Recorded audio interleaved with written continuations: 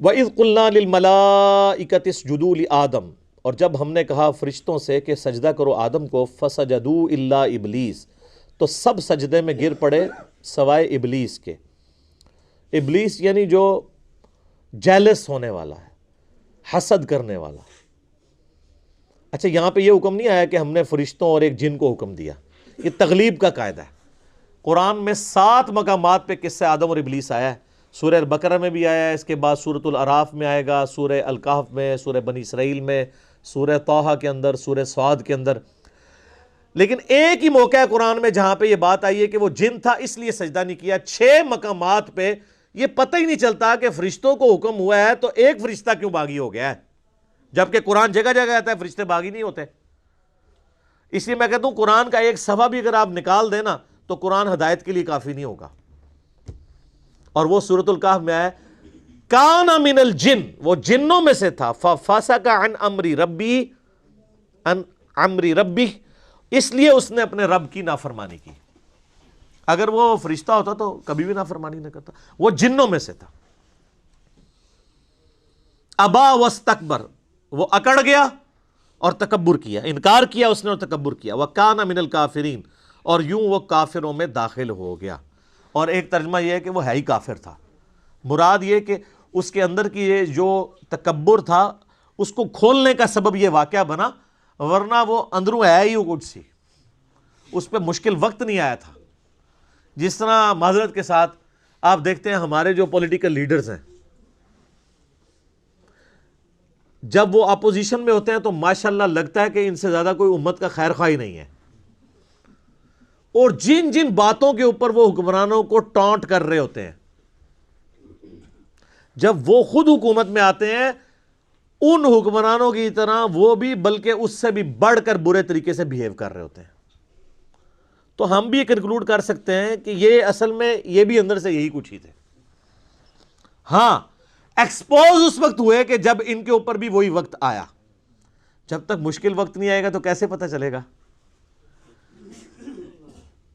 غزوہ تبوک نہ ہوتی تو منافقین اور مومنین کا فرق کیسے پتہ چلتا؟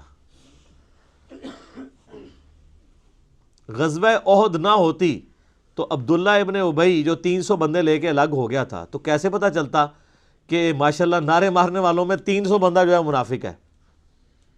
کیسے پتہ چلتا؟ 1000 میں سے 300 نکل گیا۔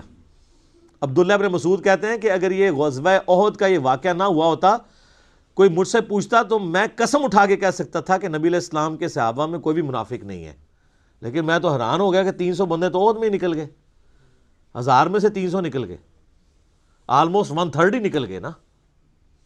تو جب مشکل وقت آتا ہے پھر پتہ چلتا ہے کہ کون کون محبوب کی امت میں سے ہے۔ ویسے آپ کہہ لیں جتنا مرضی آپ نعرے مار لیں، اپنے املاک کو نقصان پہنچا لیں، بڑے بڑے بینرز لگا لیں، بہت آسان ہے، مشکل وقت میں پتہ چلتا ہے۔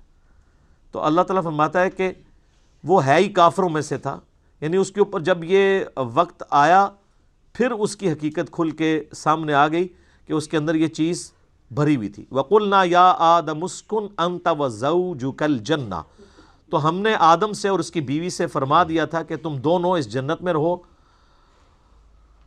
وَكُلَا مِنْهَا رَغَدًا حَيْثُ شِئْتُمَا، اور دونوں کھاؤ پیو جتنا چاہو یہاں پر، جتنا عرصہ چاہو یہاں پہ اس جنت میں رہو، لیکن ایک شرط کے ساتھ، وَلَا تَقْرَبَا هَٰذِهِ الشَّجَرَةَ، یہ ایک درخت ہے جس کے قریب نہیں تم نے جانا، فَتَكُونَ مِنَ الظَّالِمِينَ، اگر ایسا ہوا تو تم پھر حق تلفی کرنے والوں میں، ظالموں میں، اللہ تعالیٰ کے نافرمانوں میں شمار ہو جاؤ گے۔ اب بعض لوگ کہتے ہیں درخت کون سا تھا؟ وہ جڑا بھی ہوئے درخت تل کے فرق پہنتا ہے۔ اللہ تعالیٰ وہ درخت کی کوئی خوبی نہیں بتانا چاہ رہا کہ وہ درخت نے اینج کر کے کھینچ لیا سی، یہ بتانا چاہ رہا ہے کہ اللہ نے ایک سیمپل کے طور پہ ایک چھوٹا ٹیسٹ انسان کو گزارا کہ forbidden fruits are always sweet, منع کیے گئے پھل ہمیشہ میٹھے ہوتے ہیں، یعنی وہ انسان اس کی طرف مائل ہوتا ہے نا۔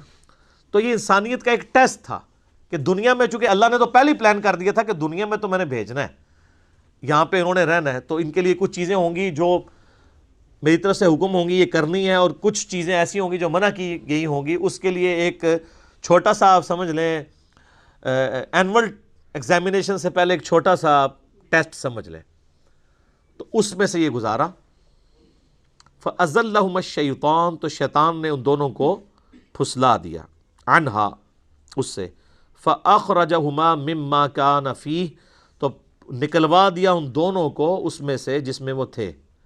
اچھا اللہ تعالیٰ یہ جو سیغے استعمال کر رہا ہے تثنیہ کے کر رہا ہے, لہذا یہ کرسچینٹی میں آیا نا, وہ کہتے ہیں ایکسس آف ایول جو ہے وہ عورت ہے.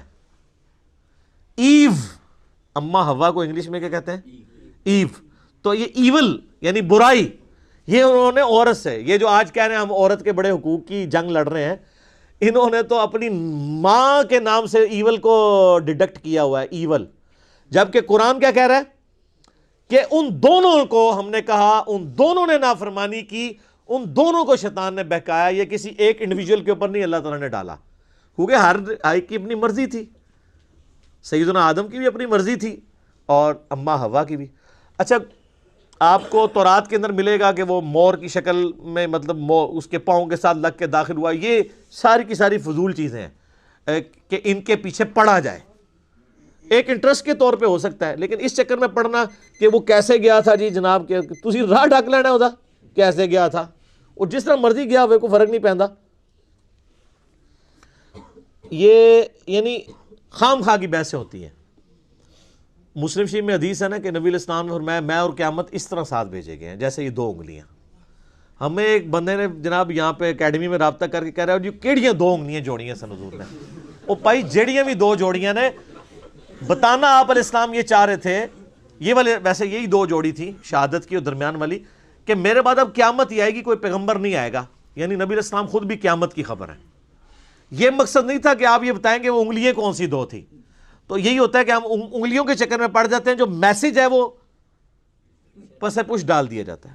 یہاں پہ بھی اللہ تعالیٰ نے فرمایا کہ شیطان نے ان دونوں کو ورگلایا. ابھی یہ آیت باقی ہے, انشاءاللہ اگلی دفعہ اس آیت کو ہم ایلبوریٹ کریں گے کہ کس طریقے سے یہ سارے معاملات ہوئے, اور کراس ریفرنس کے طور پہ جو باقی آیات جہاں سے ضرورت پڑی تو میں انشاءاللہ اس کو بیان کروں گا. اللہ تعالیٰ سے دعا ہے جو حق بات میں نے کہی اللہ تعالیٰ ہمارے دلوں میں راسخ فرمائے.